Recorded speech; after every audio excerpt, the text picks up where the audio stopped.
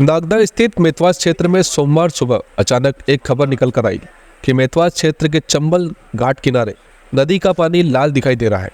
क्षेत्र के जागरूक पार्षद गोलू यादव को जैसे ही इस संबंध में जानकारी मिली, वैसे ही गोलू यादव ने मौके पर पहुंचकर निरीक्षण किया तो वास्तव में नदी का पानी लाल दिखाई दे रहा था। पार्षद ने तुरंत संबंधित अधिकारियों को इस बात से अवगत कराया, जिसके बाद प्रदूषण विभाग की एक टीम मौके पर पहुंची और नदी के पानी का सैंपल लेकर एक पंचनामा बनाकर अपने साथ ले गई। अब बड़ी बात यह है कि चंबल नदी में इस तरह का लाल पानी आखिर आया कहां से और यह किसकी करतूत थी। वैसे जहां यह लाल पानी नदी में दिखाई दिया उसके समीप ही उद्योग क्षेत्र है, लेकिन जो सैंपल अधिकारी लेकर गए उसकी जांच आने के बाद ही कुछ कह पाना ठीक होगा। वैसे कई बार नदियों व खेतों में टैंकरों से माध्यम से भी मोटा मुनाफा कमाने के चक्कर में ऐसा लाल जहरीला पानी छोड़ा जाता है। आपको बता दें कि इस चंबल नदी का जल लाखों घरों में जाता है। यदि ऐसा ही चलता रहा तो आम जनों का जीवन तहस नहस हो जाएगा। अब देखना यह होगा कि जांच आने के बाद जिम्मेदार अपराधियों पर कार्रवाई होती है या नहीं, फिर चंबल नदी को प्रदूषित करने की सालों से चली आ रही परंपरा जारी रहेगी। किस तरह से आज सुबह यहाँ आए और किस तरह का जल आपको मिला और क्या थे कारण जो आज प्रदूषण विभाग की टीम आई? आज सुबह क्षेत्र का जनप्रतिनिधि होने के नाते यहाँ के क्षेत्रवासियों ने मुझे बताया कि नदी में लाल टाइप से रासायन जैसा है, नदी लाल हो रही है।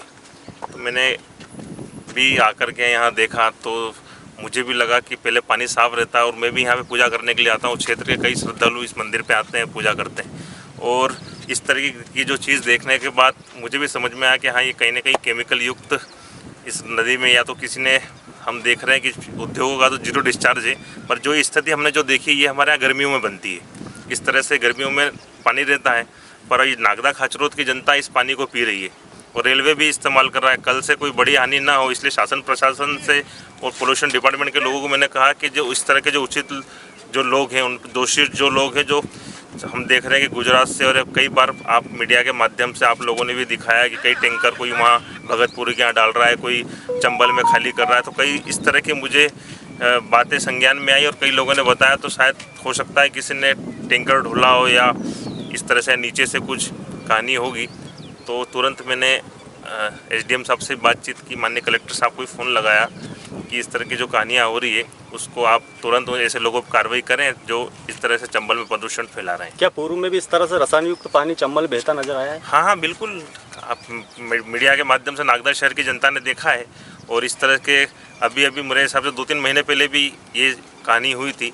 और जब नदी पूर आती है तो ये कहानी ज़्यादा हम देखने को मिलती है कि कई टैंकर वगैरह आकर के नदी में, चंबल नदी में रसायन छोड़ देते हैं। तो ऐसे लोगों पर शासन प्रशासन निवेदन है कार्रवाई की जाए। ठीक है, तो उसके लिए हमें कोई बड़ा आंदोलन या प्रशासन के खिलाफ कोई आंदोलन करना पड़ेगा। की शिकायत प्राप्त हुई थी, गुरु जी का फोन गया था साहब के पास, तिवारी साहब के पास, कि ये नदी चंबल नदी में पानी लाल हो रहा था, सुबह दिखाया था। तो उसके संबंध में सैंपल लेने के लिए आए हम यहाँ। जी सर, आप किस पद पे? मैं केमिस्ट हूँ वहाँ पे रसायन लैब। तो सर आप मौके पर क्या पाया आपने? अभी तो पानी मतलब जो देखा है सामने आपके सभी जो दिख रहा है नहीं। कितने दिनों में जांच आने की संभावना है इसकी? सप्ताह भर लगेगा, एक सप्ताह में।